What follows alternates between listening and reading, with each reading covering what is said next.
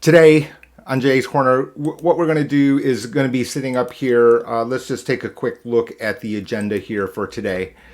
We're going to be quick, within an hour. Here, it's up here on your screen. Here's our quick agenda. We're going to talk a look at ChatGPT and whether or not it can do what roles it can and cannot fill when it comes to financial information. We'll talk about Medicare. There are some updates with regard to the way that we're going to communicate, that people in the marketplace communicate with consumers. And then in addition to that, I'm going to give you a sneak peek at the book revisions. A new edition is coming out early in next year, 2024. We're at work now. We know most of the changes. We don't have the details with respect to premiums and the actual cost sharing figures. That will be the last moment update before we hit print. And then I'll talk about financial planning. I attended as an education fellow at the Alliance for Lifetime Income. The website is protectedincome.org. Illustrious panelists, and I'll talk about my takeaways here, what I learned, and things that everyday people can take away from, the very highest end of people who are there to educate the professional crowd. With all that out of the way, let's just get started here. So what we have here is, and of course there's going to be problems. As always, the videographer is not great. So let's just see if we can get to the right spot. We will. I'm very confident of that. Let's just see here. Nope, that's not it, is it? Here we are. So this is ChatGPT, and what I've done is I have spent pretty much the last 6 months exploring what the capabilities of ChatGPT were. The moment I saw it come out, I have been tinkering pretty much around the clock. We've deployed multiple people to work on projects that will utilize artificial intelligence to try to help create information and models for people that they can use, that we're going to use in order to help people with every stage, whether that be an individual situation or a consolidated, integrated plan. We'll get to that at the end of the video. Here is just one example. And so you can see here that what I've put here on the screen and the entire key. You can remember that when Google first came out, search engines came out, yahoo.com, AOL.com. I don't even remember what the altavista.com. I'm dating myself, right? If you're a millennial, you have no idea what Alta Vista is. The key thing here is how to create the prompts. And by prompt, what is the nature of the way we are going to ask the questions, right? And so let's just blow this up here so it's so better for viewing. And here is what I did. And I typed this in advance. I've not hit return yet, but this gives you a feel.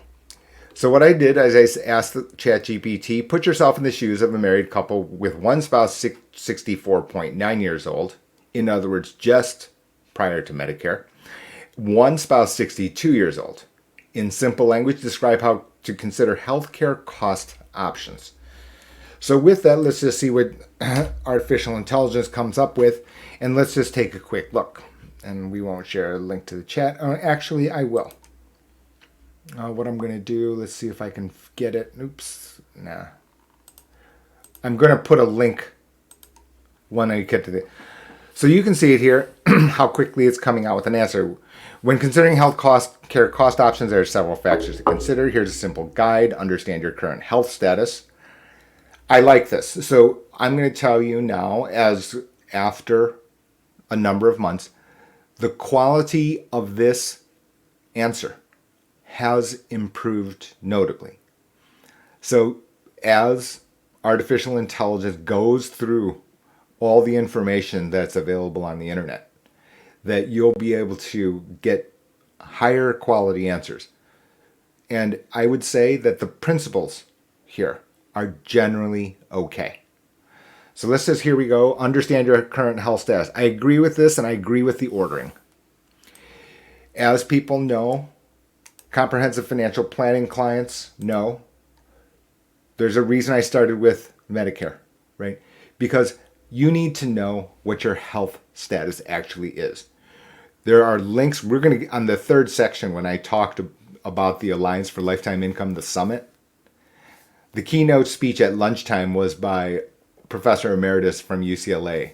His name is Shlomo Bernatzi. Anyway, he brought up this topic of an health index, meaning the consumer has a view about their health status, and he created a scale. And it's important, and it's important right up front here.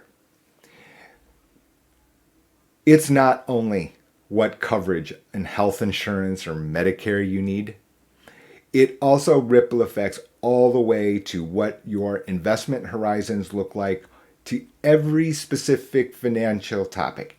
Every financial topic has the small letter T. If you are very ill, you're Mr. Sick a lot, you have a family history, your expectations are different than Mr. and Mrs. Perfect. And this is the point here. It's a good point. Medicare eligibility. Yes, of course. Crazy people have written books about this singular topic itself. Right? Medicare, absolutely at the top of the list. Here, the spouse who is 64.9 years old will soon be eligible for Medicare and didn't separate parts. We're not going to cover A through D here. We've got an entire channel. And again, crazy person is writing books about this. We're going to talk about the revisions for next year that I've already prepared. Healthcare for the younger spouse. And this is very, very important. That when I talk to other people and they come to me and say, we are a married couple, one person who is covered by health insurance covers the spouse and is considering to retire, I then immediately focus on the non-Medicare eligible person. The non-Medicare eligible person. Because the Medicare rights and options are in stone. Meaning those are federal regulations. The states have additional regulations which would possibly increase the number of rights and options you have. In addition to that, the carriers, they just have no choice. I have no choice, right? You have specific rights and options. They're in stone. We're going to follow them. Period. End of story. No debate. No hemming and hawing. However, the one where the outcomes can change is actually at the pre-Medicare spouse. The results, the financial results, the access to healthcare provider results is enormous.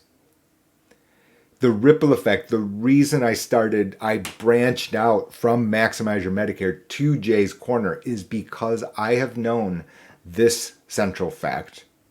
And in addition to that, with additional facts that these matters are tax related. As a result, now you can understand my point. Roth IRA, qualified, non-qualified, all related to your taxable income. These, and as a result, I've used the phrase asset location. So unfortunately what we have, YouTube, it's YouTube's world, I'm just living in it. 10-minute snippet to tell you about one specific topic. What's a Roth IRA? What's a 401k? What's an traditional IRA? What can you do as far as rollovers go? There are thousands of articles around this. There are very few articles that say, okay, since the tax implication is this, that affects the health insurance for the younger spouse. Because it changes the price of an option.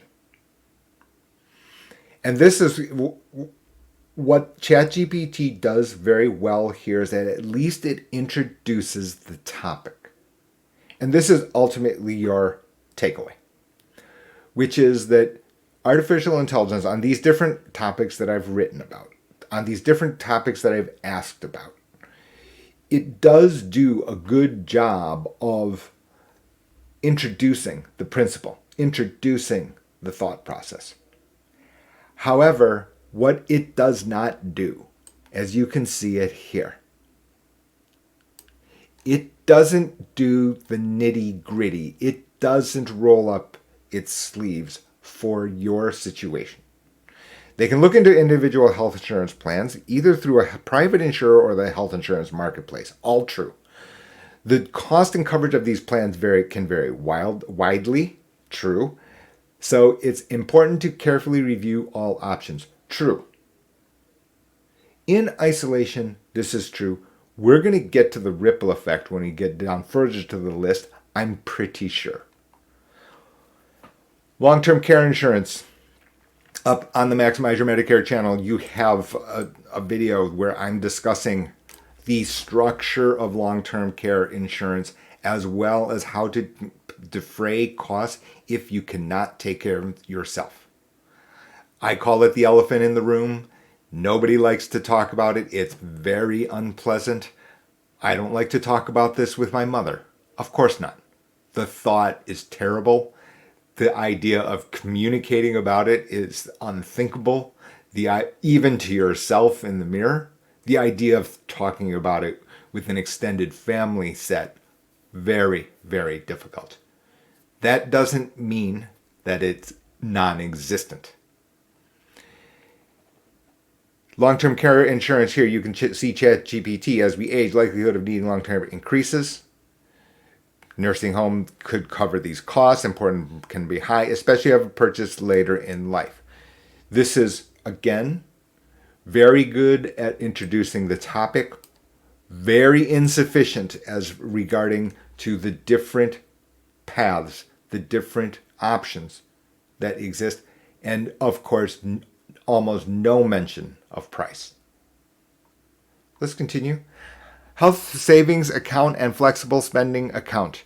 If you're eligible, you can consider contributing to a health savings account, HSA, or flexible spending account, FSA. These accounts allow you to contribute pre-tax dollars for eligible healthcare costs. Eligible healthcare costs here are determined by the IRS. Health savings account, FSA, they work differently. The nuances are not here. In addition to that, HSA does have interactions with Medicare. It does have interactions with Medicare.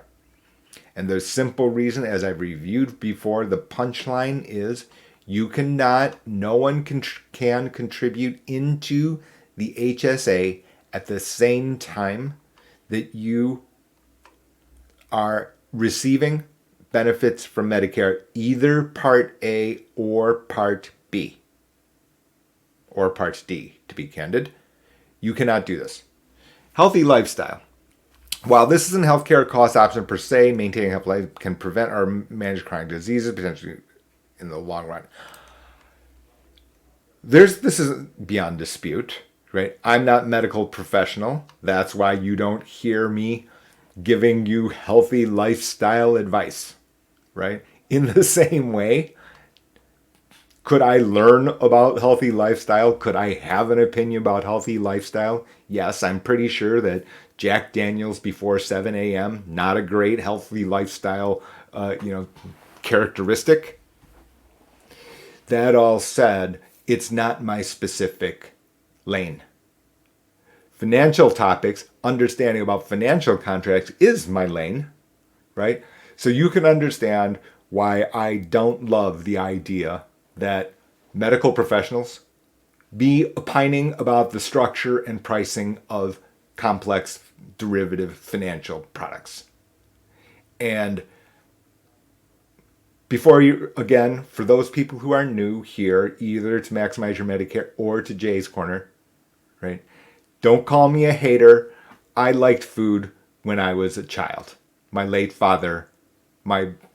beloved father, physician.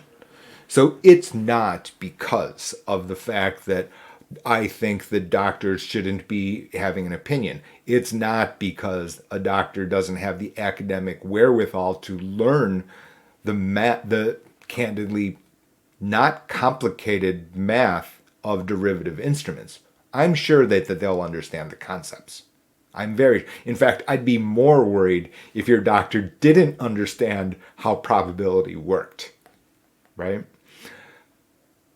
However, the fact of the pricing, the structure of markets, isn't the lane of your primary care physician. It gives you an idea how far away we are from having a national healthcare cost strategy. Congress, when we talk about health insurance issues, Congress calls the AMA. They should be calling the Department of Actuarial Science. They don't. They should be calling the largest reinsurers.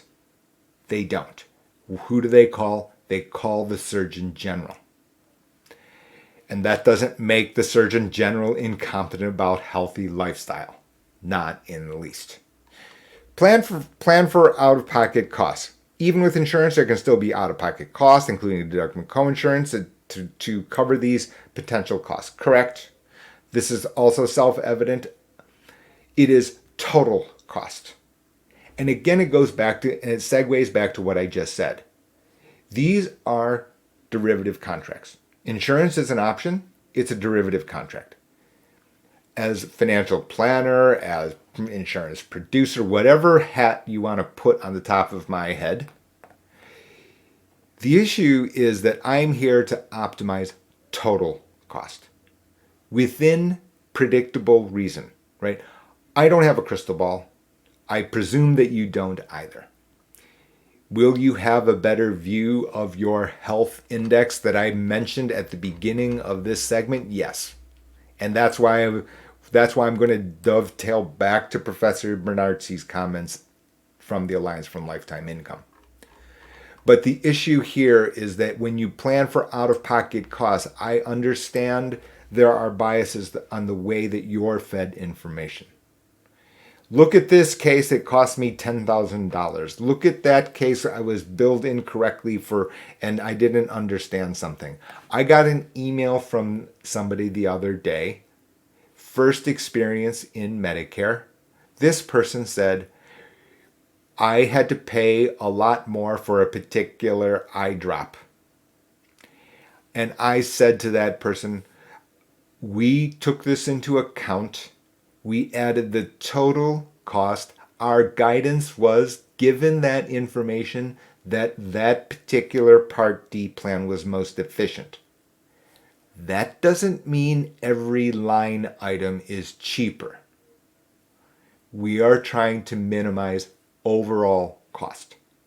And that's what I'm saying about plan for out-of-pocket costs. It's not only out-of-pocket costs, and in the sense that it gives you an introduction, it's not a complete explanation here on artificial intelligence. Consult a financial advisor or planner. An advisor, I didn't plant this. A financial advisor or planner with expertise in healthcare costs can provide personal advice based on your situation and needs. Partially true. Incomplete again. Jay's Corner, you can see it here. I'm brought it up many, many times, Mr. X. If you please watch other videos here, whether they be the live broadcast or individual broadcast, individual videos. I've brought this spreadsheet up multiple times. There's a real good reason. And it comes back to here, which is advisor can expertise in healthcare costs. So first of all, this. There are not many, is the candid reality, right? There's a reason I chose this lane in the world of 6 trillion people who market themselves as financial people. And I'm just going to use it as financial people in air quotes, right? That expertise in healthcare cost here not only is complicated in individual as an individual topic, but more importantly, in a way, is its fit amongst the jigsaw puzzle of all these rows down here. We're not even talking about the utility adjustment. So what we have is a bunch of different topics that you're given one at a time, right? Social Security optimization. What's a Roth IRA? What's an annuity? What's indexed universal life? They're all viable one by one. The issue is, as I pointed out, this is another topic which happens to be under the expense line and is not therefore as glamorous and as attention-getting as the 1,000-word article in Kiplinger's of, AI, buy all these 5 AI-related stocks. Instead, what I'm saying is, because of the complication that I mentioned earlier, which is the tax, it creates an interaction across these different rows. And now, what financial persons, advisors, and I'm just going to call up these people, let's just say, investment advisor for investment alone, Joe Broker, tongue deeply in cheek, Joe Broker, Jill Broker, that this number is enormous. And I wrote in here in this orange, or pumpkin, I guess, minus $25,000. In other words, that is the scope and scale for this couple, depending on where they live. That the difference in performance can be to this degree. I defy someone to say, okay, if they've made a $25,000 difference in a year, that basically moves them up in terms of performance decile when you're comparing different, outcomes. You've changed by multiple tens of percent. So if you were only the 50th percentile, could you have moved to the 70th, 80th, 90th percentile? Yes. But simply this line wasn't fully understood.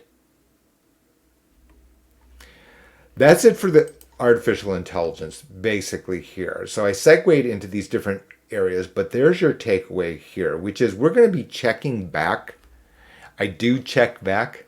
I ask it these same types of questions on different platforms. You can see the picture that I sent out on Jay's Corner in the newsletter. Perplexity.ai, of course, is now my new favorite artificial intelligence search tool because it happens to refer to our favorite book, Maximize Your Medicare. So, rightfully or wrongfully, that's my story, and I'm sticking with it. AI isn't completely, off the rails. Okay. Second segment, let's go here, Maximize Your Medicare. So here I have begun work. I have begun work on the second or the next edition. And here is the table of contents. I actually did create an entirely different video for paid subscribers to Jay's Corner. So the structure of the book is not going to change. The method of the way to consider health insurance, of which Medicare is a specific type, is unchanged. Why? The analytic framework. Right? Black-Scholes didn't get thrown into the garbage bin and replaced by a different options understanding framework. It didn't. Right? We've spent time here trying to talk about different types of things when it comes to different topics and things like that. We have spent a fair amount of time actually explaining the way that the inputs are constructed into health insurance, and its ripple effect then is to price of health insurance, Medicare. Here, the book is there to explain the different inputs and how they affect the way that health insurance works. And as a result, we can tweak the definition of in and out of network. We can tweak what the extra help is. We can tweak what the Part B premium deductible would be and the Part A inpatient hospitalization deductible to be, and what the definition of benefit period is, etc., etc. The list is long. I recognize that. It also is not the full set, meaning that those are the details that if you understand the process, then you can understand what that the individual details will mean. It then therefore may change your conclusions on what's best for you. And that's candidly why I've got to keep updating the book. Because what has changed this year is actually going to be sitting right here up in front at Chapter 1. That the enrollment rules here have been modified as a result of the Bennis Act. I've spoken about it here on this channel. I've appeared as on thestreet.com, on Retirement Daily, Bob Powell, we'll get to him in a few minutes, that he's been good enough to ask me about this as we reviewed the effect that it has on these little hiccups when it comes to enrolling in Medicare. A complicated topic, and I'm going to speed through here without taking up too much more time because we've got to keep going. So 65 million people on Medicare. As is known, 2024 is not going to be 10,000 people a day turning 65. It's going to be 12,000 people a day turning 65. Why is Medicare different, etc., etc.? This is known here. What has changed here is the following: is how to use this book. These points here I have been trying to, on the bottom line is you need to keep up to date. The Bennis Act, the Inflation Reduction Act, will change a number of conclusions sitting in the book. It will change, for example, this is why I'm going to be changing, or I plan to change. I'm one of multiple chefs in this kitchen, and I'm probably not the head chef. But anyway, this Medicaid part is going to change, because it's going to go to financial assistance programs. The Inflation Reduction Act has widened the number of people that will be eligible for extra help by something on the order of 300,000 people in the United States, according to the CMS. Today, not enough people who are eligible for extra help are actually enrolled in extra help. They don't understand that it exists. They don't understand how to apply. They don't understand the ripple effects and what it can bring to you. For those people who are eligible and are simply not enrolled. This doesn't serve them in a day and age when we are still talking about at least 5% inflation, eating away at retirement and savings, and candidly speaking, retirement savings portfolios. Here we go, and as a result, these mistakes can be costly. And this is what I'm saying here, as you know, right? I pointed it out in the last segment about Mr. X. Mistakes here on healthcare cost planning are enormous. It's in the tens of thousands of dollars. That is true. The flip side is also true. That doing it well is saving $10,000. I'm not here as David Downer, right? Which is that the positive side here about Medicare is that these rules, your access to the plan that will fit you to the best, the definitions are known. They're given to you. They're enforced by the federal government.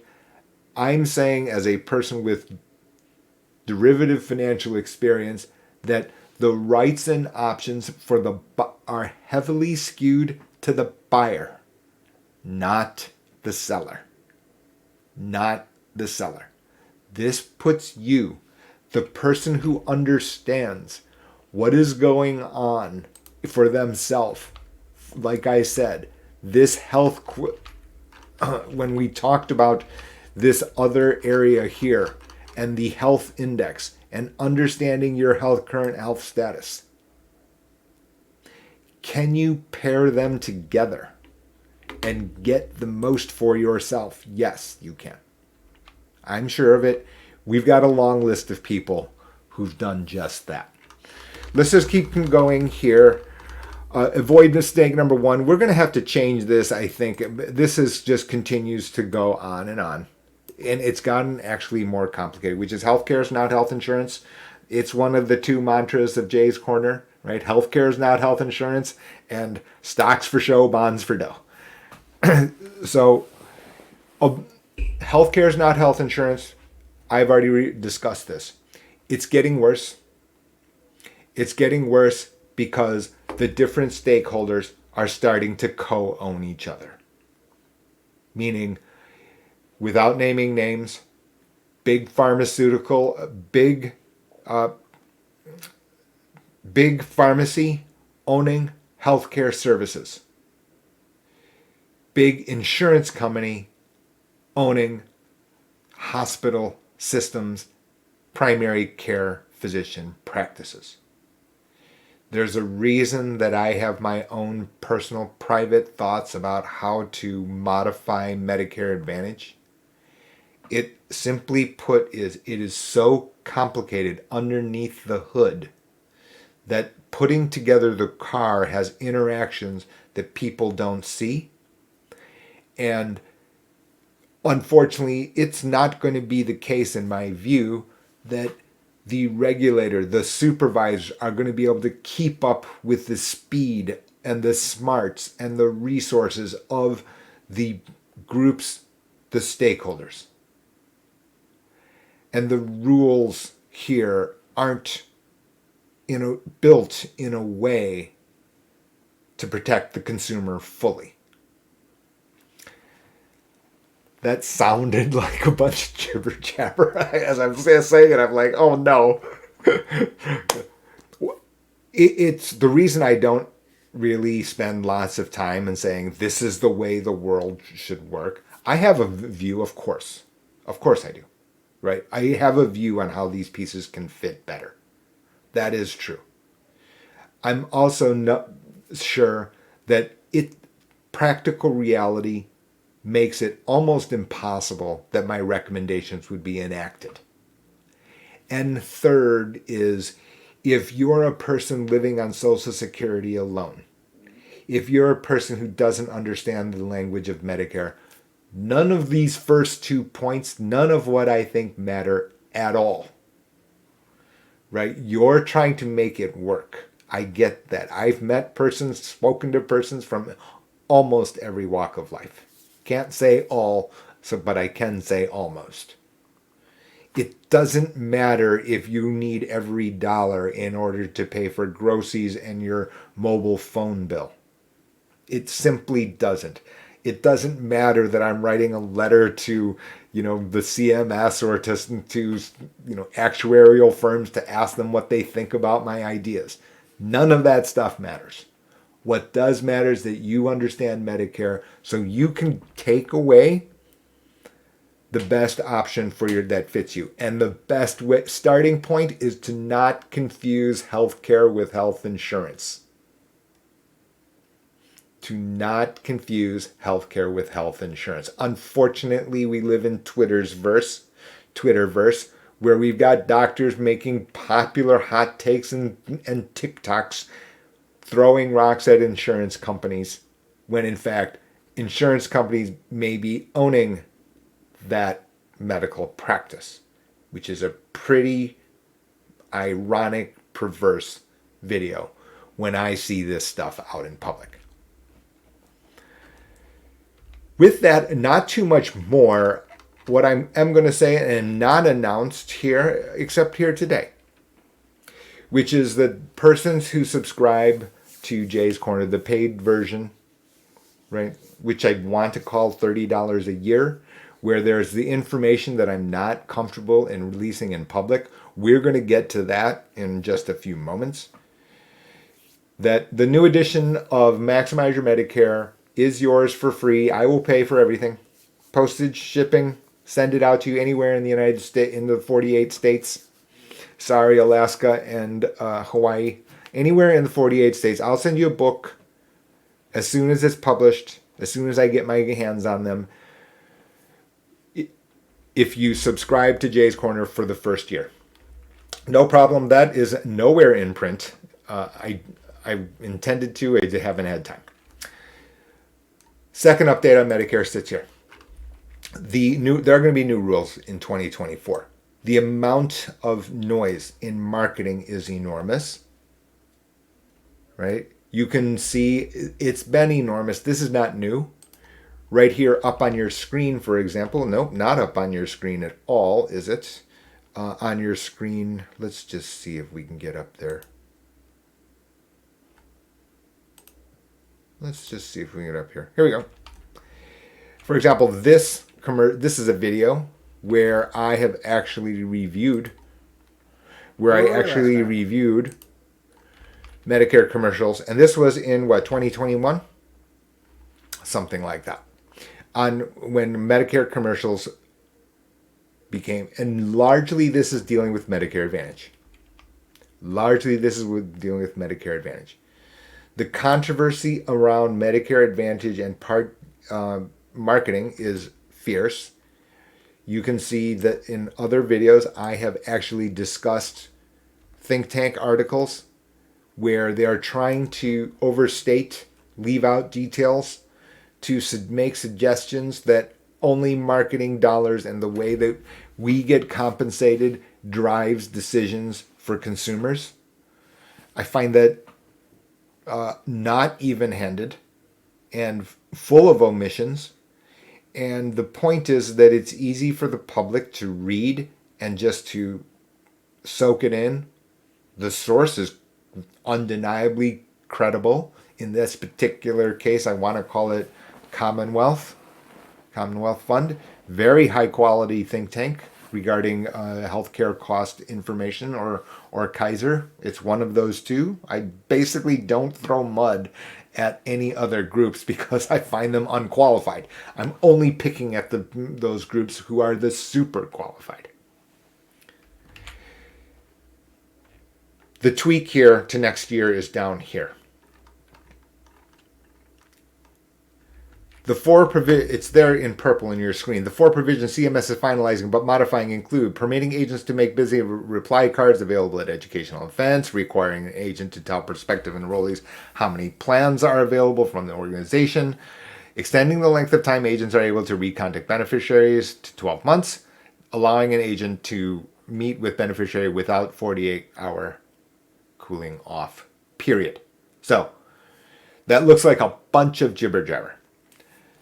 The number one takeaway for me is the reinstatement of the 48-hour cooling period. Because what ends up happening is there's a piece of paper that all of our clients have to sign when it comes to either talking about Medicare Advantage plans or Part D plans, which is a standalone prescription plan. It's called a sales scope of appointment. I need to have it signed, sealed, delivered to me. I then have to wait 48 hours before going back and making a conclusion with the client. The issue that raises is that these guys over here creating the commercials, they're not going to like this. And the reason for that, without playing the video in full, I've turned down the sound here to see Jimmy Walker, but we've turned down the issue with these types of commercials is that the organizations you're calling, they want the sealed application on that call. There is no doubt about this. Right? There is no doubt about this. They don't want a follow-up call. because you're talking about persons who are working on shifts. They may not necessarily be there at that particular time. And as a result, they don't want to put down the phone to have to wait 48 hours and then go to another and then help you make a decision. They want it done on the single phone call. This creates a problem because this modification on the 48-hour period right here, which I have now cooling off period, by reinstating the cooling off period, they have eliminated the idea that you will make a conclusion on one phone call. That can no longer occur. Do I think that there's going to be there's going to be wrongdoing around this? Yeah. There was before. There will be now. Because there are actual reasonable exceptions. Somebody calls the day before the end of the annual election period. They call on December 6th. If I have to wait for 48 hours, that makes it December 8th. The annual election period would have ended. This happens every year. This isn't a reasonable exception. Nevertheless, reinstating the 48-hour cooling off period will deter the activity, the success of these commercials. That said, there is a negative here, which is that a lot of the reason that I've created Maximize Your Medicare is because that people are not aware that these other features that are available and are subject to incredible competition. That people don't know this stuff even exists. And as a result, this is a problem. Right? Because to those, especially to those persons who most need Medicare and Medicaid, somebody who has enormous, very high-cost dental needs, multiple thousands of dollars. They don't understand that there's embedded plus enhanced available, and that can be worth it.